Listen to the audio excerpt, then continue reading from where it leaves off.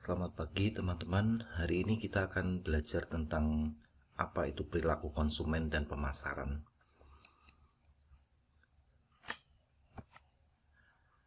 Ya, jadi siapa yang mampu memahami perilaku konsumen itu ia yang akan menguasai pasar. Ya, inilah dasar kenapa perusahaan-perusahaan berusaha memahami perilaku konsumen. Karena semakin kita memahami, ya, konsumen perusahaan akan menguasai pasar itu. Jadi sekarang ini perusahaan-perusahaan itu banyak menerapkan consumer oriented, ya. Jadi kebijakan yang berorientasi pada konsumen. Jadi kita harus memperhatikan konsumen. Khususnya pada nilai yang terbaik pada pelanggan. Ya, jadi pelanggan mempunyai nilai best customer value. Dengan perusahaan mengetahui nilai pelanggan, itu pelanggan bisa terpuaskan, ya, atau perusahaan mampu memuaskan pelanggan atau konsumen, ya, namanya customer satisfaction. Lalu dengan konsumen yang terpuaskan itu mereka akan melakukan pembelian ulang, repurchase, ya. Di samping pembelian ulang, ya, konsumen juga akan melakukan word of mouth. Maksudnya akan cerita ke temannya bahwa produk ini bagus, ya. Perusahaan ini memperhatikan konsumen. Nah, itulah kenapa akhir-akhir ini perusahaan berusaha untuk berorientasi pada konsumen. Oke, sekarang kita lihat definisi perilaku konsumen, ya. Perilaku konsumen itu adalah aktivitas fisik dan mental seseorang dalam membeli produk, ya. Termasuk di dalamnya adalah proses pengambilan keputusan yang melibatkan interaksi dan pertukaran demi memuaskan kebutuhan dan keinginan. Itulah perilaku konsumen, ya. Jadi di sini adanya pengambilan keputusan, ya.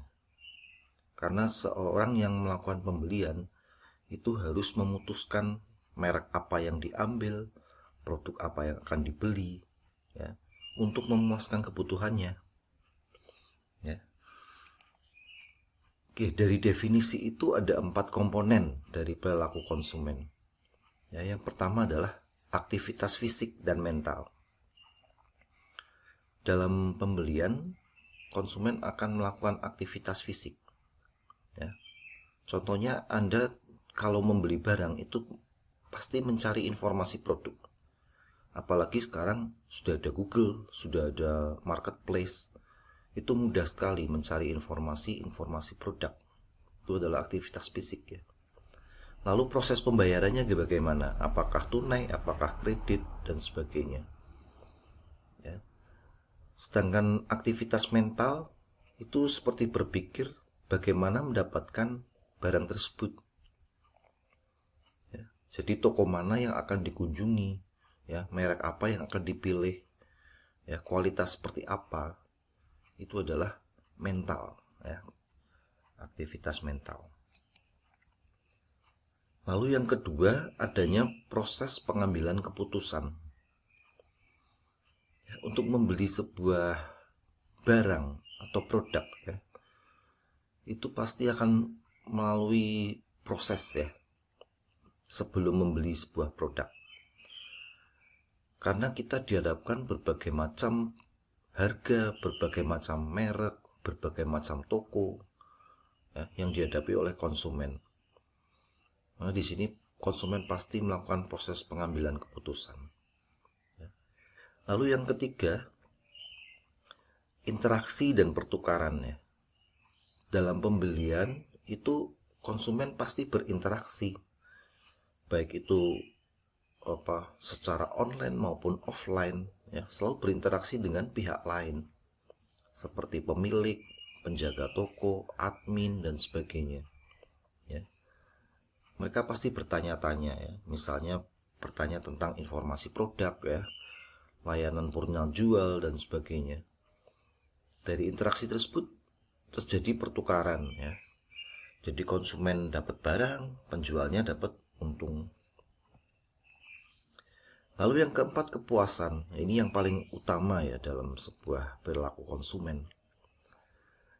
Konsumen yang ingin memenuhi kebutuhan dengan pembelian, itu konsumen ingin memenuhi kebutuhannya dan memuaskan keinginannya. Untuk itu, manajer pemasaran itu berusaha mencari dan merumuskan strategi terbaik demi kepuasan konsumen. Ya. Ini yang akhir-akhir ini digalakkan di tiap-tiap perusahaan ya. Bagaimana cara memuaskan konsumen.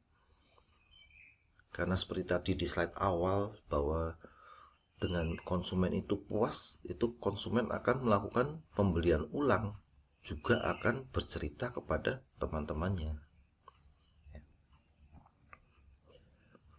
Oke, lalu selanjutnya, mengapa sih perilaku konsumen itu penting? Ya. Yang pertama, manfaat buat perusahaan. Dengan menganalisa perilaku konsumen, itu bisa memberikan gambaran ya, mengapa dan bagaimana seorang konsumen itu melakukan pembelian. Ya, jadi itu perlu dianalisa. Ya. Kenapa konsumen itu melakukan pembelian barang itu? Jadi perusahaan bisa merumuskan strategi pemasaran yang lebih baik. Lalu manfaat bagi konsumen ya. Konsumen akan memahami apa yang akan dibeli. Misalnya informasi produk dan sebagainya. Mengapa membeli, cara membeli, iklan apa yang membuat membeli produk ya. Jadi cukup kompleks ya perilaku konsumen itu, sampai iklan pun di sini perlu dipertimbangkan oleh konsumen. Lalu yang ketiga, manfaat bagi peneliti. Ya.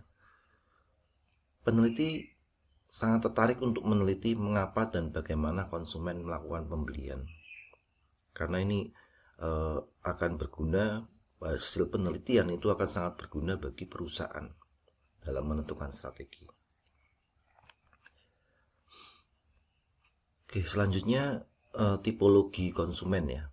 Ada 3 tipe konsumen berdasarkan pengetahuan yang dimiliki tentang produk, yaitu consumer knowledge, rasa percaya diri atau confidence, dan perilaku mencari informasi, search behavior. Ini 3 konsumen berdasarkan tipologi ya. Ketiga tipe itu adalah, yang pertama konsumen yang pasif ya. Konsumen ini tidak mencari informasi produk yang akan dibeli ya. Jadi konsumen ini cenderung loyal pada perusahaan atau merek ya. Jadi benar-benar tidak mau tahu produk-produk yang lain ya, karena sudah loyal ya. Contohnya pasta gigi ya Pepsodent, sudah seperti itu. Motor ya Honda ya, itu pasif, udah nggak lihat ada produk lain, itu nggak diperhatikan. Lalu yang kedua, konsumen yang rasional, aktif ya. Ini konsumen ini sangat rasional dalam membeli produk. Dia mempertimbangkan berbagai faktor ya. Selalu mencari informasi-informasi produk ya. Fasilitas yang dimiliki, lalu harga, toko yang jangan dipilih, itu benar-benar dipertimbangkan, rasional. Bahkan ada orang yang membeli suatu produk kadang sampai 1 minggu berpikir ya, rasional sekali. Lalu ada juga yang nomor 3, itu konsumen yang tergantung pada orang lain ya. Konsumen ini sama, pasif ya. Pasif maksudnya tidak mengumpulkan informasi. Mereka cukup mendengar dari orang lain, saran-saran dari orang lain dalam mengambil keputusan.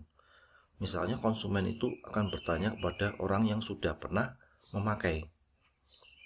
Nah, makanya kepuasan konsumen itu perlu. Karena ada konsumen yang modelnya seperti ini ya. Jadi benar-benar tergantung pada saran orang lain. Ya, ini kerangka pemikiran perilaku konsumen ya. Jadi ada konsumen ada memiliki faktor internal, faktor eksternal ya, dan melakukan perilaku ya. Faktor internal itu seperti kebutuhan dan keinginan dari konsumen.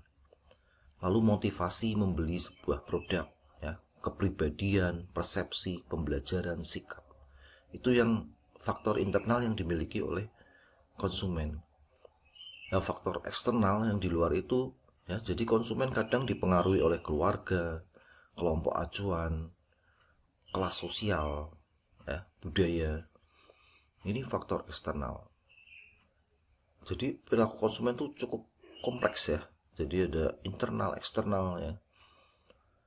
Lalu nilai yang dipertimbangkan di sini ada nilai fungsional, nilai sosial, nilai emosional.